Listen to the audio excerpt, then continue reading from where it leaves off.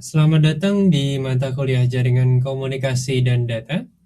Pada modul perkuliahan ini kita akan melanjutkan dari modul sebelumnya, yaitu sekarang kita akan coba masuk ke dalam network support untuk multimedia. Ya, jadi bagaimana cara atau mekanisme yang digunakan agar multimedia tersebut bisa di-arrange dengan baik di dalam sebuah network. Oke, jadi kalau kita lihat di sini ada beberapa cara yang bisa digunakan. Jadi pendekatannya ada sejumlah 3 di sini.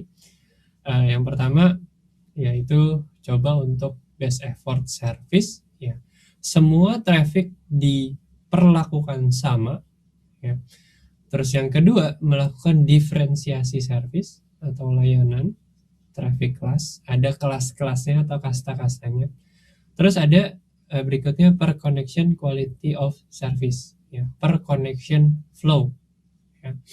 Nah, di 3 ini mungkin yang sekarang sangat banyak dilakukan adalah melakukan klasifikasi traffic. Tapi tidak jarang juga yang semua di treat sama. Nah, di sini kalau kita lihat, ya, bayangkan kalau semua traffic itu dilakukan sama, ya. Artinya gini, kalau kita lihat keadilan itu bukan semuanya sama, ya. Dalam dunia nyata bahwa keadilan itu adalah ya sesuai dengan porsinya. Nah, makanya itu dibuat sebuah differentiate service. Tapi di sini kan approach-nya ada beberapa. Jadi kita bahas dulu secara umum approach-nya, baru nanti kita lihat satu persatu. Dan garantinya tidak ada di sini, ya. Terus di sini juga network support, ya, tidak ada. Complexity, ya, tidak ada juga. Deploy sangat banyak di deploy, ya. Jadi semacam traffic itu mau itu ada multimedia di sana, mau ada video di sana, mau ada data yang ditransmit di sana, semuanya diperlakukan sama, bandwidthnya sama. Walaupun dia streaming 4K, ada yang ngirim email nggak bisa-bisa, ya, itu atau ada yang lagi upload suatu video dan yang ngirim email itu nggak bisa-bisa atau terhambat, ya, itu mau nggak mau harus nunggu, ya, atau trafficnya congest di situ, ya. Kalau semua di treat secara equal, ya, itu salah satu dampaknya yang bisa terjadi, ya. Makanya ada beberapa cara yang mungkin bisa digunakan di sini. Ada namanya differentiate traffic service, dibagi ke dalam beberapa traffic class. Artinya traffic class di sini dibagi dalam beberapa kelas, bahwa misalnya kelas 1, kelas 2, kelas 3. Kelas 1 adalah video, kelas 2 misalnya hanya audio, kelas 3 HTTP atau data, ya, data lewat HTTP. Jadi dia setiap paket itu dibuat marking, ya, atau ditandai, ya, scheduling atau pausing. Complexity-nya medium dan deploy-nya di beberapa. Terus ada yang per connection quality of service. Jadi satu koneksi itu dipertahankan, di setup dulu flow-nya, ya, sehingga paket tersebut sudah ditentukan jalurnya dan sudah disediakan bandwidth-nya di sana, ya. Complexity lumayan tinggi karena berhubungan dengan router-router yang harus dikunjungi oleh dia.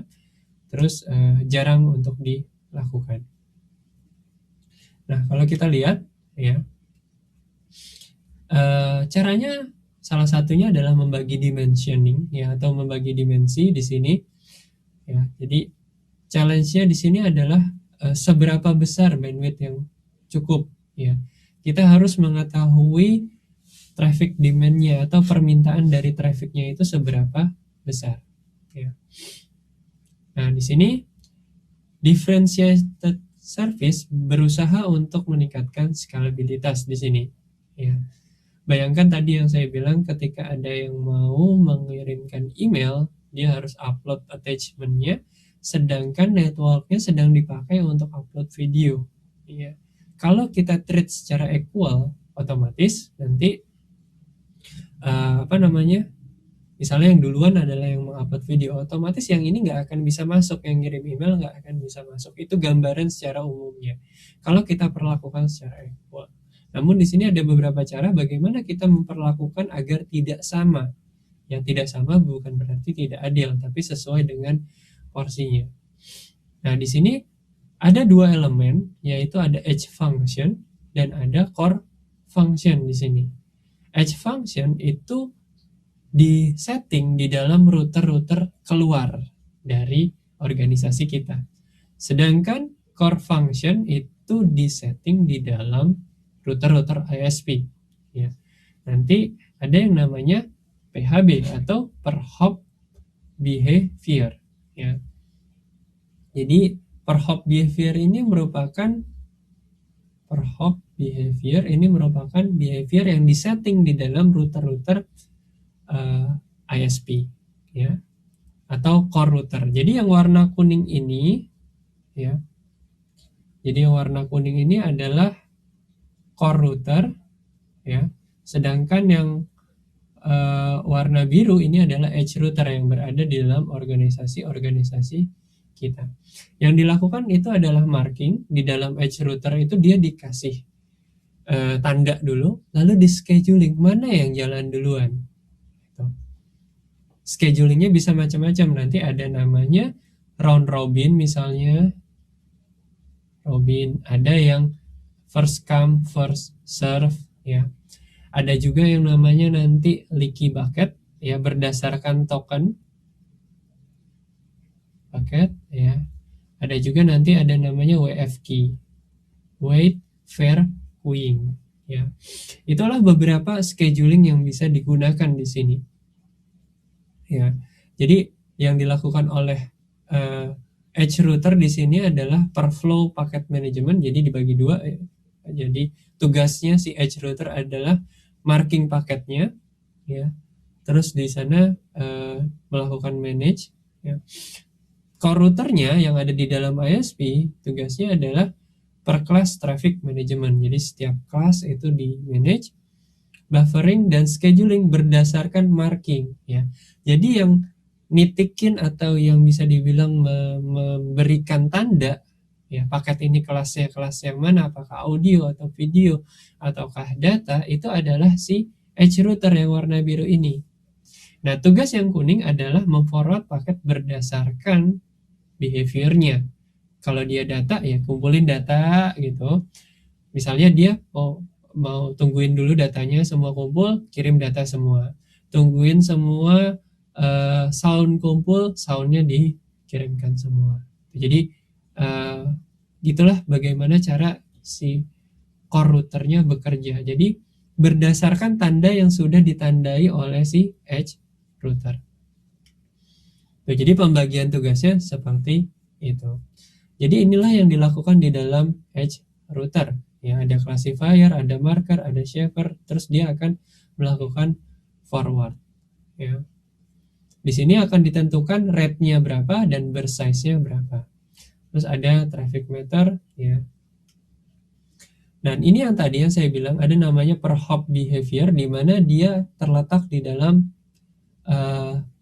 core router. Ya. Jadi dia memastikan bahwa setiap paket itu disesuaikan dengan kelasnya. Ya. Di sini mungkin bukan menentukan kelas kecepatannya, tapi di kelas ketika dia dikategorikan sebagai marking audio, maka kelasnya adalah audio, maka dikumpulkan dengan paket-paket yang ada audionya untuk dikumpulkan bersama-sama. Terus di sini juga ada yang namanya paket-paket data, ya, atau HTTP, ya, maka dia dikumpulkan dengan paket-paket data.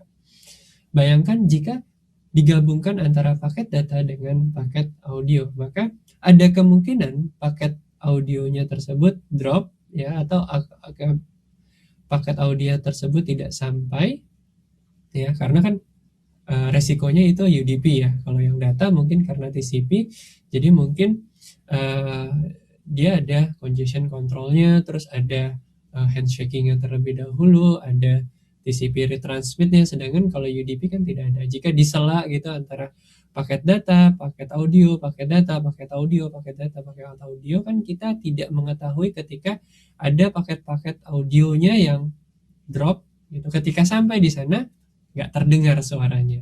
Gitu. Ya. Jadi sebenarnya walaupun UDP, tapi kita harus bisa mengatur agar di routernya itu dia bisa mengkategorikan sehingga audio-audio tersebut bisa sampai dengan selamat ke tempat yang dituju menggunakan per hop behavior ini. Ya, jadi itu dibagi ke dalam beberapa kelas ya. Jadi di sini kalau kita lihat gambarnya ada paket departure rate ya, ada kelasnya dibagi di dalam beberapa service code point ya. Ya, jadi dia ada di sini service code point-nya misalnya 1101110 ya. Di sini kalau kita lihat ya, jadi dia ada kelasnya, terus ada low drop, ada medium drop dan ada high drop ya. Jadi masing-masing itu menggaranti minimum amount of bandwidth ya. Jadi ada 3 drop preference ya. Jadi misalnya ada yang kelas 1, kelas 2, kelas 3, kelas 4, tergantung dia mau drop preference-nya apa, yang kecil dropnya, medium dropnya, atau high dropnya. Jadi itu beberapa hal yang bisa dilakukan di per hop behavior yang ada di dalam core router. Jadi ingat bahwa ini berada di dalam core router.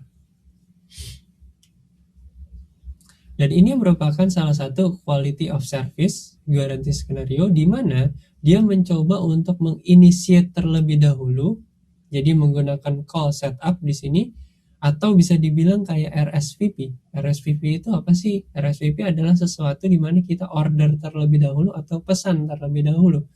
Dia mau pesan lewat mana? Oh, pesannya lewat router ini, router ini, router ini, router ini, router ini. Jadi ini yang kategori 3 tadi, di mana kita berusaha ya, jadi kategori 3 yaitu ini, per connection quality of service. Dia menginisialisasi dengan yang namanya call setup terlebih dahulu, sehingga setelah di call setup dia tahu harus kemana paketnya berjalan ya. Ketika tahu paketnya kemana berjalan, dia di sini ada quality of service declaration dan per elemen namanya admission control. Jadi dia kayak ada admission control, itu adalah dia registrasi di sini. Terus dia registrasi di sini, registrasi di sini, registrasi di sini, registrasi di setiap hop. Jadi memang ini sangat jarang digunakan ya. Untuk kebutuhan sangat khusus saja. Ya, jadi di sini dia bisa menggunakan quality of service atau salah satu contohnya adalah WFQ atau wait fair queuing ya. Nah, saya ingin coba untuk menggambarkan ya, gambaran secara jelas. Misalnya kita ingin mencoba untuk mentransmisikan ya, misalnya link yang dimiliki di sini kecepatannya adalah 1,5 megabit per second ya. Ini link yang dimiliki di dalam router. Dan router ini tersambung ke dalam sebuah switch, dan switch ini punya klien 1, yang ini klien 2. Masing-masing mengirimkan data 1 Mbps ya. Yang ini juga ngirimin data 1 Mbps, sebuah audio dengan size sebesar 1 megabit per second. Sedangkan bandwidth yang dimiliki di sini hanya 1,5 megabit per second. Hal apa yang akan terjadi ketika dia sampai di sini? Ya, maka paket yang hanya dimiliki atau paket yang bisa dikirimkan, ya, kan kalau dijumlahin 1 Mbps, 1 Mbps, berarti 2 Mbps. Sedangkan kecepatan linknya hanya 1,5 Mbps. Berarti ada data yang hilang sebesar 5 Mbps ya. Kalau kita asumsikan data yang hilang di sini adalah 0,25 Mbps, yang di sini 0,25 Mbps. Berarti 25% datanya akan hilang. Bayangkan kalau kalian teleponan, 25% dari percakapan kalian hilang. Nah, apa rasanya? Ya, rasanya mungkin kalian gak mengerti makna dari pembicaraan tersebut. Ada beberapa kata-kata yang hilang dan kalian harus menerka pembicaraan tersebut apa.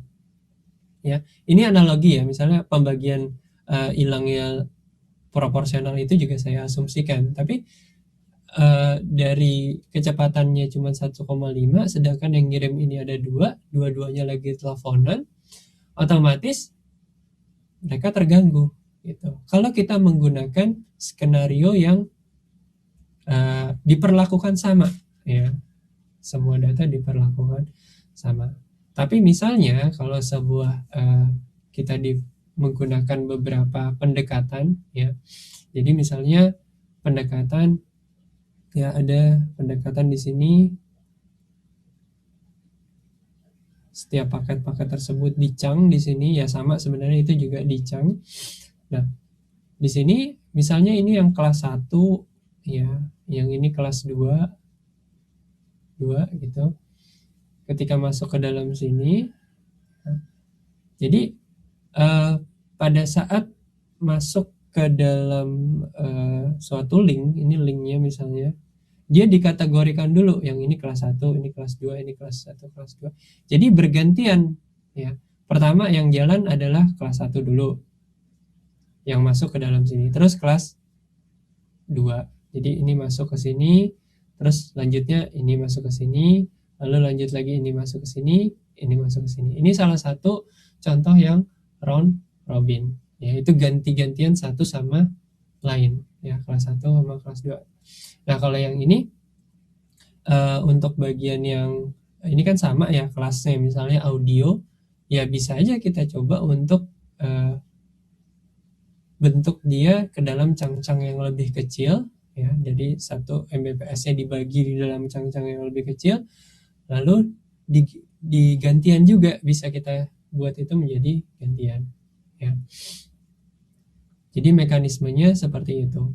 Atau yang enggak 1 Mbps langsung dikirimin tadi, dibagi cang lebih kecil sehingga cangnya tersebut akan ditransmisikan secara perlahan dan bergantian satu sama lain. Ya, itu adalah salah satu jenis, misalnya ini adalah yang round robin. Kalau ada beberapa kelas, ya, atau beberapa jenis data. Kalau sama datanya, ya bisa dibuat seperti chunk, ya. Lalu ada juga yang namanya token, ya. Jadi ada setiap dari paket itu dikasih token. Kalau tokennya habis, otomatis harus nunggu dulu tokennya tersebut di generate gitu. Jadi ada berbagai cara skenario agar kita bisa memastikan bahwa paket-paket multimedia kita bisa diorganisir dengan baik untuk sampai ke tempat yang kita tuju. Ya. Oke, jadi itulah penjelasan singkat, ya, bagaimana suatu paket diperlakukan ke dalam router-router yang ada. Modern router akan memperlakukan paket secara berbeda. Bahkan wireless router yang kita bisa beli untuk rumahan itu bisa mendeteksi, misalnya quality of service-nya mau pakai untuk gaming, ya. Berarti paket-paketnya juga ditandain sama dia. Ya, jadi di dalam mekanisme kerja dia, ya, dia akan mengkategorikan paket-paket untuk delay yang sangat sedikit, terus paket-paket untuk streaming behavior, ya. Jadi mekanisme untuk schedulingnya dia akan coba optimize di sana, ya. Oke, jadi dari sini kita bisa tahu bahwa di pembelajaran multimedia networking ini agak cukup beda dari kita mengirimkan data, karena tantangannya berbeda. Pertama, untuk yang bagian streaming store video, di sini notionnya adalah kita ingin mendapatkan kualitas yang terbaik, yaitu dengan menggunakan high bitrate, ya, dengan kecepatan internet bandwidth yang besar, otomatis kita bisa memperoleh tampilan yang cukup baik, ya, misalnya 4K 60 frame per second. Namun untuk voice over IP, protokol-protokol untuk real time conversation itu membutuhkan bandwidth yang sedikit, tapi kecepatan delay yang sangat minim, agar conversation tersebut bisa benar-benar seperti conversation, bukan rekaman, ya. Dan berikutnya support untuk multimedia, ya. Jadi Support untuk multimedia ini adalah bagaimana suatu jaringan itu bisa memiliki mekanisme klasifikasi, di mana dia bisa mengklasifikasikan data agar bisa di-aggregate. Aggregate itu artinya dikumpulkan dan dikategorikan sehingga bisa di-scheduling. Ya. Karena masing-masing aplikasi itu punya notion yang berbeda. Jadi karena streaming store video berbeda, data berbeda, voice over IP itu juga berbeda, ya.